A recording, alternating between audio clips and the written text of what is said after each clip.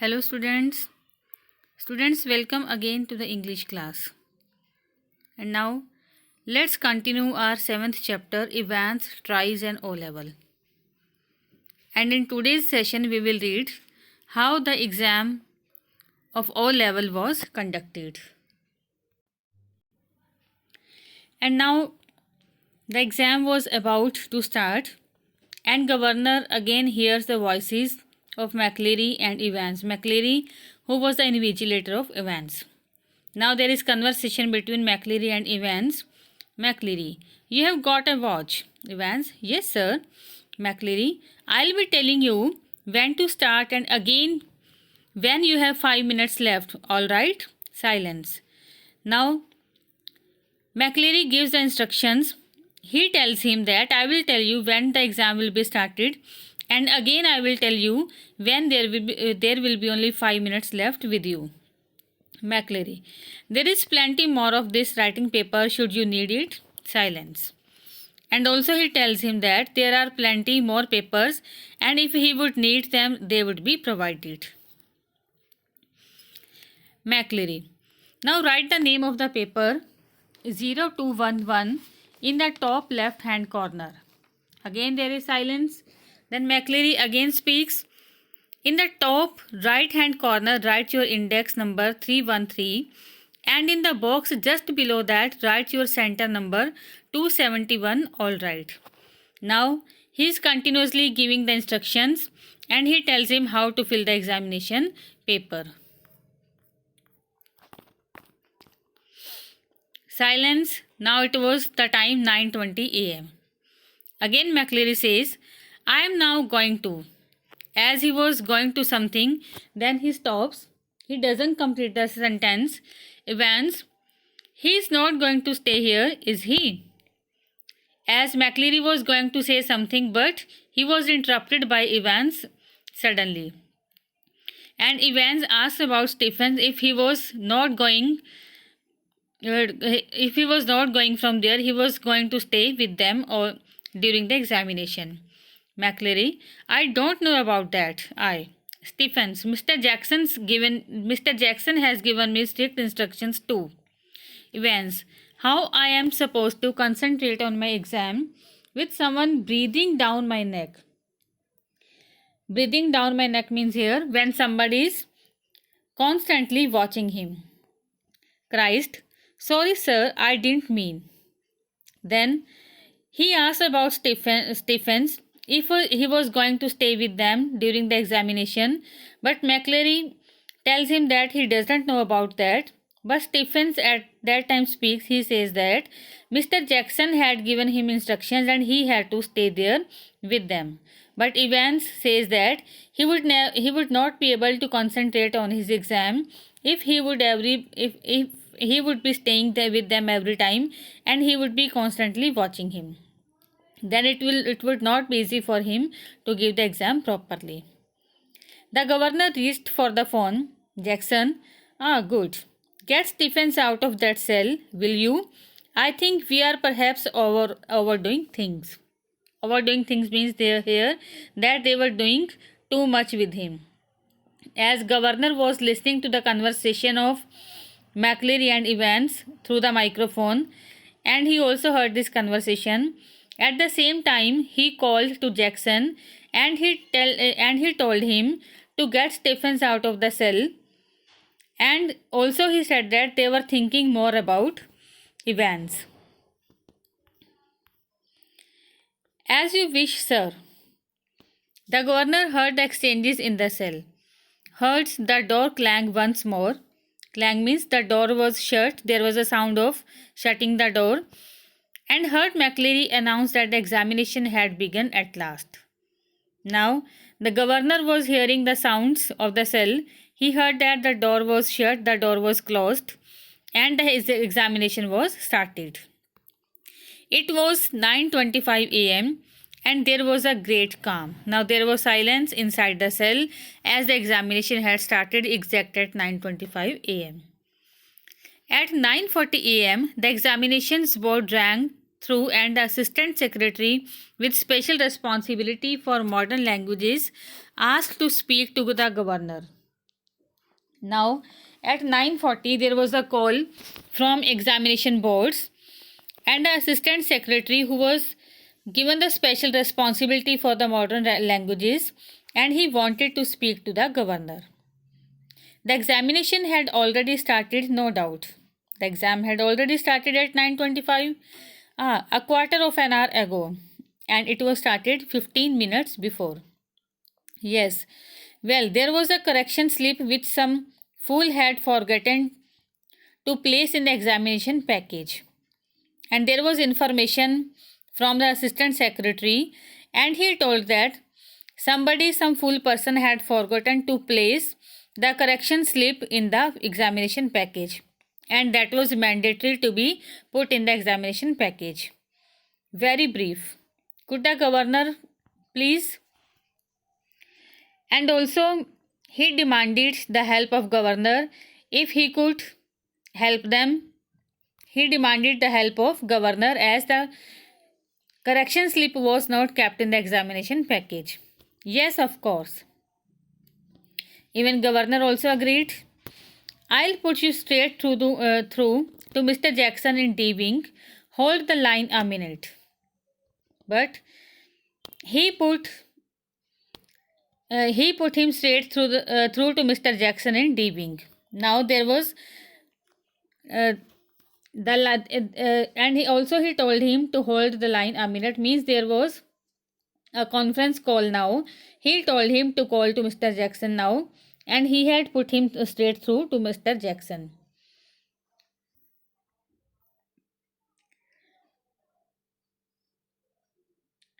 Was this the sort of thing the governor had feared? Now, the governor thought that governor actually he was afraid, and he was feeling that this is the sort of thing that can make me fear. Should I think about that? Why there was a phone call? Was the phone call a fake? Even he thought that there was a fake phone call. It was not from the examination board. Some signal, some secret message. Maybe there is some secret message, but he could check on that immediately. And also he wanted to check out it immediately. He dialed the number of the examinations board, but heard only the staccato bleeps of a line engaged. Staccato bleeps of a line means here the short high electronic sounds. But as he didn't talk, he himself was not talking to assistant secretary. He had made the conference call between Mr. Jackson and assistant secretary, and now he himself had dialed the number of examinations board to check if there was really call from the examination board, and they were talking to Mr. Jackson. So that's why he had dialed the number of examination board. So as he dialed the number, he found that the phone was engaged, and he heard some short high electronic sounds. These sounds shows that the line was engaged. But then the line was engaged, wasn't it? Yes, not very intelligent. That now he appreciates himself that he had done a very intelligent. He had done something very intelligently. 2 minutes later, he heard some whispered communications in the cell, and then McCleary's broad Scots voice. Scots means here Scottish voice. Now, after 2 minutes, he heard some communication in the cell, and he heard the sound of McCleary, and it was broad Scottish voice. Will you please stop writing a wee while, Mr. Evans?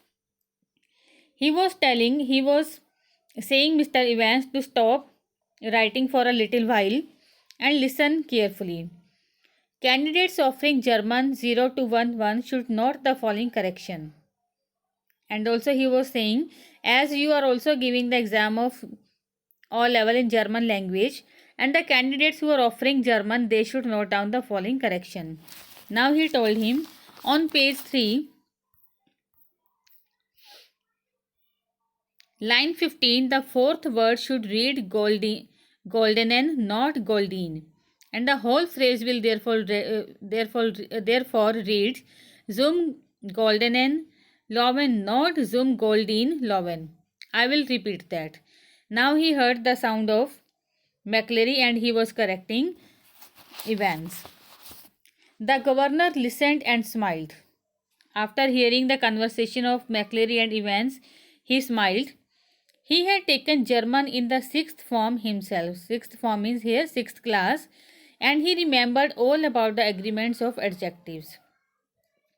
And now he remembers the use of adjectives that he himself had opted for German language in the sixth class. And so did McCleary. By the sound of things, for the minister's pronunciation was most impressive, as he found that the pronunciation of McCleary was very much impressive. But what about Evans?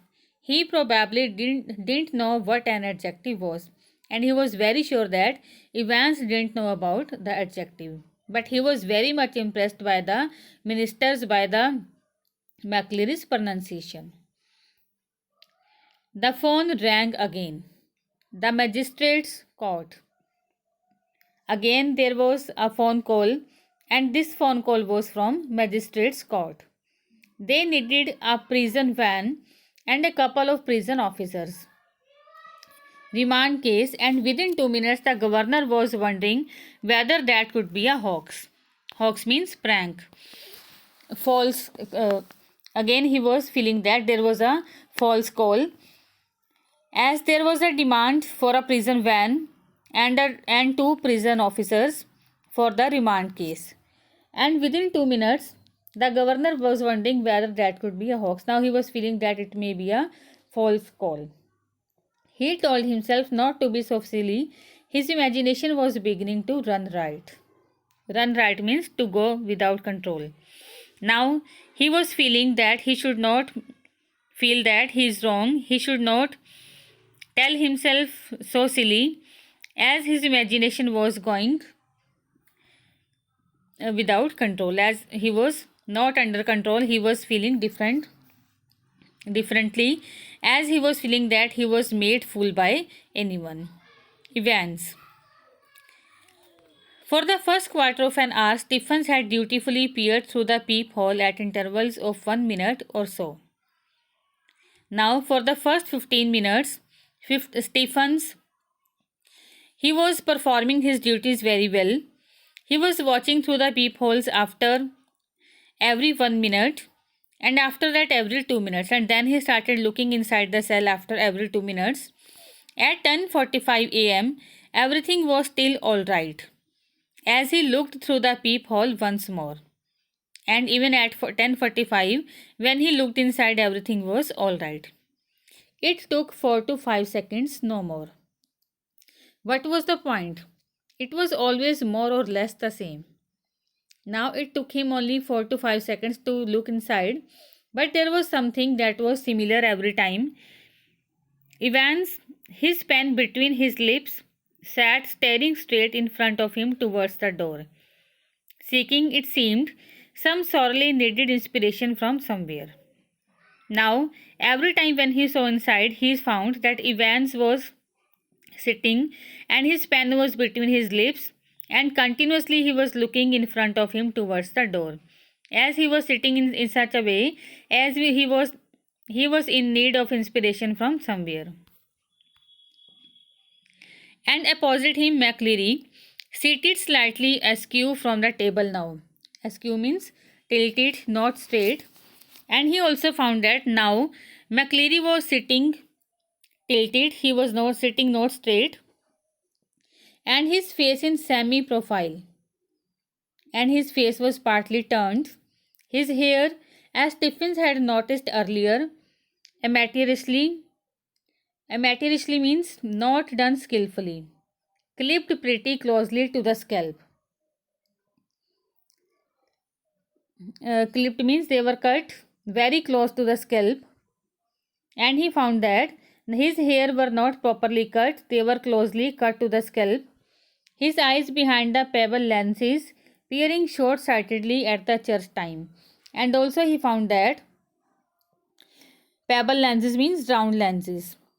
And he found that his eyes behind the pebble lenses means he was wearing spectacles, and he was looking very closely at the church times.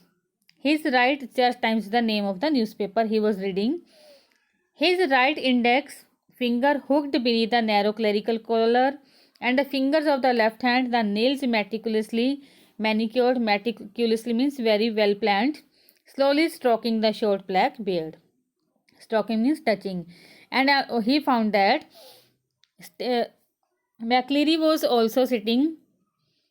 He was partly turned, his face was partly turned. He was reading the newspaper and his fingers were touching it, and continuously he was touching his short black beard. At 10:50 a.m., the receiver crackled to life, and the governor realized he had almost forgotten events for a few minutes. Now again there was a phone call. Again the phone rang at 10:50, and governor now realized that he had almost forgotten about Evans. Again there was conversation between Evans and McCleary. Evans, please sir, a whisper. Evans again speaks, please sir, louder. Evans, would you mind if I put a blanket round me? Shoulder, sir. It's a bit parky in here, isn't it? Silence. Parky means cold. Now Evans first of all spoke very slowly, then he spoke loudly, and then he said that he was feeling cold and he wanted to wrap the blanket around him. Evans, there is one on me bunked here, sir. Bunk means on his bed, and also he told him that there is one blanket on my bed. McCleary, be quick about it. Then silence. Then McCleary told him that McCleary actually allowed him and told him to do quickly. He could wrap blanket around him very quickly, and then again there was silence.